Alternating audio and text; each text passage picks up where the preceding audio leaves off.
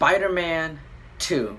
So, set 2 years after the events of the first Spider-Man, the film finds Peter Parker struggling to manage both his personal life and his duties as Spider-Man, which affects his civilian life dramatically. Meanwhile, Dr. Otto Octavius, played by Alfred Molina, becomes a diabolical villain after a failed experiment kills his wife and leaves him neurologically fused to his mechanical tentacles. Spider-Man must stop him from recreating the dangerous experiment while dealing with a subconscious desire to stop being Spider-Man that is stripping him of his powers. Okay, so I'm just going to say it right here. Spider-Man 2 is one of the best superhero movies of all time. When I think about this movie, I will always think about the train scene. That epic, amazing, stunning train fight scene between Spider-Man and Dr. Octavius, Dr. Octopus. Spider-Man is like swinging. Spider-Man is like swinging inside the train while also trying to dodge and not get hit by the other oncoming train from the on the other side, and then him fighting, and then that's like the one scene I will always remember from Spider-Man 2. It's so amazing. And this movie is just phenomenal. I love Spider-Man 2.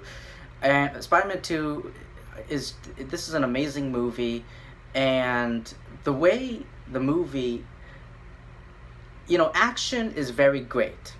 I love action. When it comes to superheroes, I love action, but I love a good story too, and this movie delivers it. Like Peter Parker struggling his, superhero life with his regular personal life, and then him,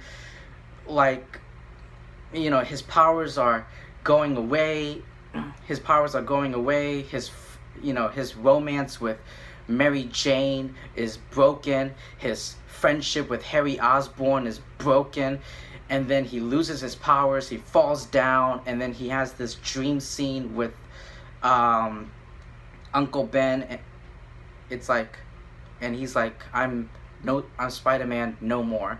And Alfred Molina, oh my God, Alfred Molina is Dr. Octopus. He's not like a typical cliche villain. He's not a terrible villain. Like, he brings you can see that this man is brilliant. Like, Dr. Octavius is brilliant. He's a brilliant man, a brilliant scientist, but because this is a comic book movie, something goes wrong, which leads him into becoming a villain. And he's such from his one-liners, looks like you have a train to catch, Butterfingers, it's perfectly timed.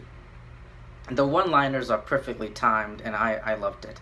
And yes, there are some, and yes, oh great, I forgot what I was about to say. Oops. Hopefully it'll come back to me. But anyway, yeah. So, and also, Peter Parker being late. Like, when this movie opens up, Peter Parker is he's already struggling. He's being late to delivering pizza. He's being late to his classes. He's getting fired from his job. He's a wreck. And Peter Parker's at his lowest of low. The one thing I don't really like, really, it's about Mary Jane. It's about the character of Mary Jane. Her blaming Peter Parker for missing just one showtime. From missing an 8 o'clock show. I'm like, can't he just make it to another show? She took it so seriously. Mary Jane took it so seriously, and she blames Peter, and she became so upset because she missed just one 8 o'clock p.m. show. But yeah. And then in this movie, and I just realized something. I just realized it right now. And that this movie, both Mary Jane and Harry Osborn learn Spider-Man's identity. Harry Osborn, Harry unmasks Spider-Man, and it's his best friend Peter. oh my God, Peter, you killed my father. And then also at the very end of the movie, you know, Peter, Spider-Man is unmasked. It's Peter Parker. Mary Jane's like, oh my God, and that's one. Oh my God, Peter is Spider-Man.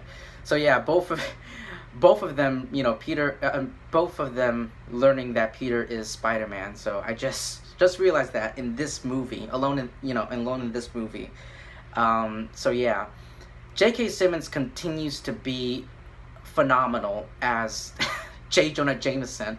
He has some great lines, some great moments in this movie. I just love J.K. Simmons. And I just love J.K. Simmons and J. Jonah Jameson. It's amazing. So yes. And then but there are, like, this movie isn't perfect. Believe it or not, this movie isn't like A+, 100% perfect. I love this movie, but there are only a few things that I don't really like, that I don't really agree with. One of them is, well, there are like maybe a few cliches, like the superhero cliches. It's either a burning building, and I'll talk about that burning building next. But, it's either a burning building, saving a cat out of a tree, or kids playing in the middle of the streets. So yeah, it's, the cliche. It's the cliche. But also, yeah, that burning building scene where it happened like after Peter Parker loses his powers, and he's just plain old Peter Parker. He's just a regular human being.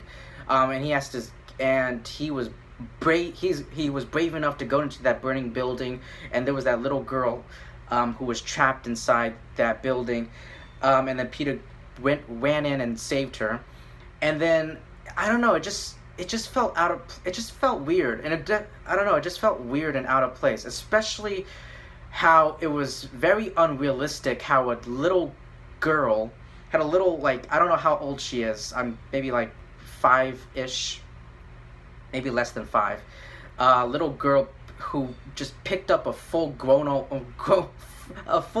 man. But yeah, that was that. So yes, and also that scene that Peter Parker had with Aunt May, like at the dinner table, Peter reveals the truth, comes out to Aunt May about the truth of what really happened to Uncle Ben, and she was just speechless. Like, she didn't say anything. Like, the look on Aunt May's face, Rosemary Harris's face, when Tobey Maguire, Peter delivered the truth, like that, it was speechless. That's one word I would describe that scene. It was speechless, and I loved it. And also another issue I had with film was I would have it's not an issue, but like it was more like it felt very cheesy. Like, after Peter loses his powers, like his grades start going back up. He's always on time, and then like he takes a giant ass bite from the hot dog. That cheesy montage with the raindrops keep falling on my head, and then the freeze frame. God, the freeze frame. Oh my God, that was so embarrassing. But anyway, I don't know. That scene, even though it was cheesy, it did make me laugh. But yeah, this film is just, I love it. I love this film so much. I love this movie so much. And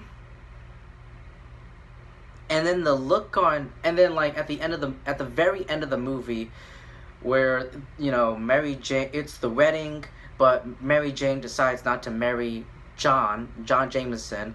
She decides to run and be with Peter Parker, and then the sirens, and then Peter has to suit up and become Spider-Man, and the look on Mary Jane's face, like, oh, the last shot where she's like, oh, now I'm all alone again. That was something. And also, so yeah, and also, you know, Mary Jane's a damsel in distress in all these Spider-Man movies. And one thing I didn't mention in the first movie, and I'll mention it here, is the whole organic web shooter, like the whole, you know, if you were bitten by a spider, wouldn't it make sense that you would have all of the powers of a spider, which includes spinning a web? That's something I don't understand, like in the comic books. Like, Spider-Man has all the powers of a spider, except he can't shoot webs for some weird, unexplained reason. For some weird reason, he can't shoot webs. But whatever. I felt very comfortable. I didn't find any issue within that. I don't mind the organic web shooters thing. But yes. Yeah, and then this isn't the last time we'll see. This is not the last time we'll see Dr. Octopus, because it has been confirmed that Dr. Octopus, played by Alfred Molina will be coming back in Spider-Man No Way Home. So excited because this is such a great villain.